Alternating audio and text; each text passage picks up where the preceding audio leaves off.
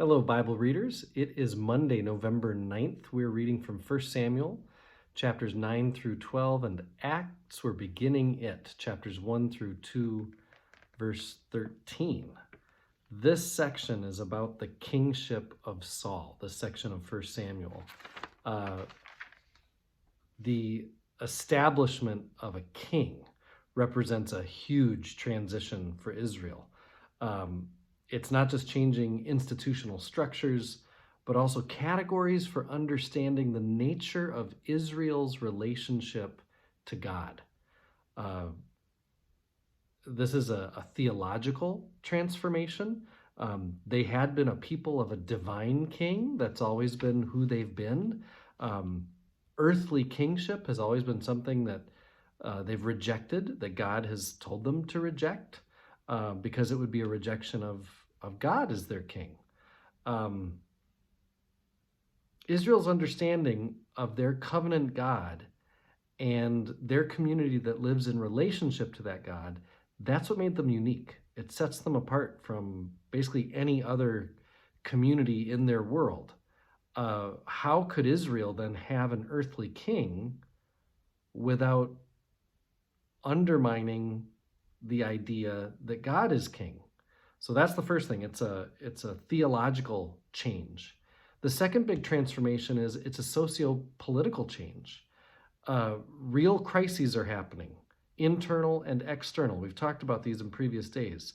Those crises have exposed the weaknesses of Israel's tribal life. There's been pressure created to adopt kingship as an alternative to this loose federation. And so it's not just a theological change in their relationship with God, but it's a socio-political change in their relationship with each other.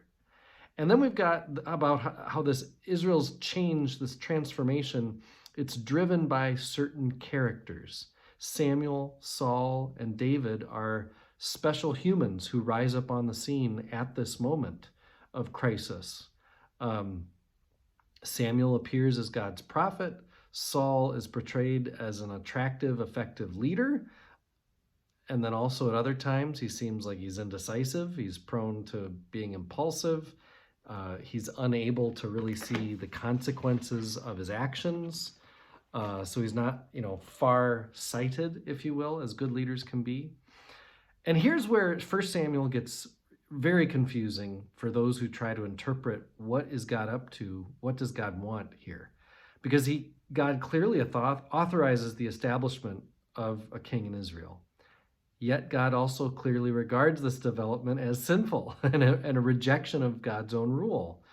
As my commentary says, God clearly directs the course of events, but God's motives and goals are not always clear.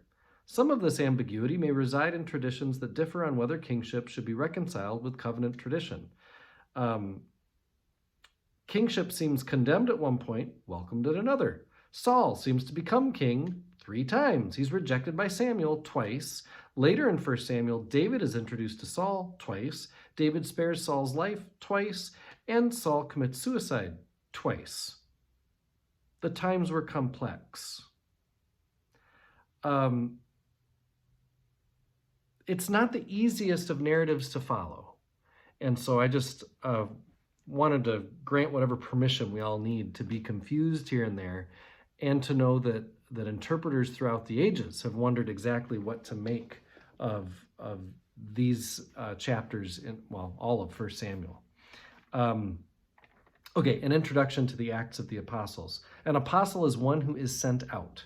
Peter, Paul, and Stephen are highlighted throughout this sequel to a gospel. It's probably written around 80 to 85, so about 50 years after the death and resurrection and ascension of Jesus.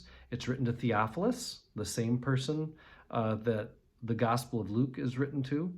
The questions that Luke has in mind: how did the church grow so fast? That was a question perhaps of those that were in Luke's day, but also Luke knew subsequent followers of Jesus might wonder, how did this religion grow? How did this good news catch on?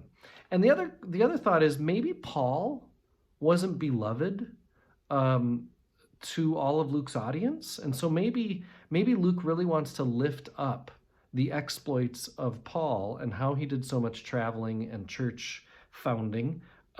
Maybe Peter was preferred by those who were already familiar with Jewish tradition.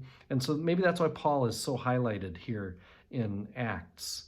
The thesis that you need to know is Acts chapter 1 verse 8, you will receive power when the Holy Spirit has come upon you, and you will be my witnesses in Jerusalem and all Judea and Samaria and to the ends of the earth. That is the thesis statement of the book. It's also the outline of the book. You will see how there's witnessing in Jerusalem from chapters 2 through 8, witnessing in Judea and Samaria for the next couple chapters, then witnessing to the Gentiles for 5 chapters, and then witnessing to the ends of the earth for the last 13 chapters. And so that is really at the core of what Acts is about.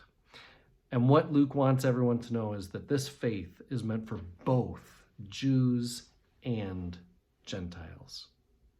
I am one with my God. My God is with us, all of us, at all times and in all places.